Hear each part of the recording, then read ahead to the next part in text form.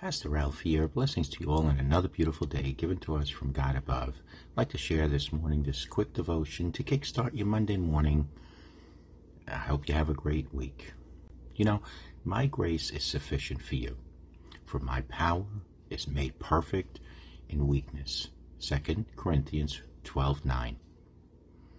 In this passage, Paul was afflicted with what he described as a thorn in the flesh. It was something that caused him constant pain. It was such a deep felt difficulty that he took it fervently to God in prayer, 3 times pleading to have his suffering taken away. The verse above that I just read to you is God's answer to Paul. But how was this an answer to prayer? God didn't remove Paul's painful burden. In fact, God told Paul that he wouldn't remove it at all. But God's answer to Paul's prayer was even better. My grace is sufficient for you. Notice God didn't say, my grace is sufficient for this difficulty. No, God said, my grace is sufficient for you.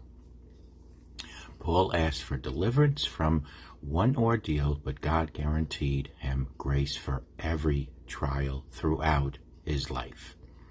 And although Paul would still experience much suffering, God reminded him that this simply gave him an even greater opportunity to exalt the name of Christ.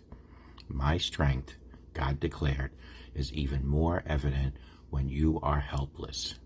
Therefore, this struggle is an opportunity for you to fulfill your purpose as a Christian more than you ever could in a pain-free life. You see, my friends, rest assured that God's grace is still sufficient. His strength is made perfect in weakness. It seems that sometimes we have to get to the end of ourselves before we will look fully to God. But when we do, we find that He is more than enough.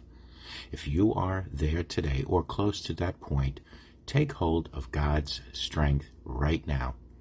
Put your trust in Him always. He will bring you to the place of your breakthrough, and you will find the strength and the direction that you need. My friends, rest assured that God's grace is still sufficient and that His power is still being manifested through the difficulties you face in your life going forward. What a marvelous answer to prayer this is, isn't it? May God always bless each and every one of you. May you all go through life with Jesus Christ in your life. And remember that God truly loves you and God bless you. Have a great Monday.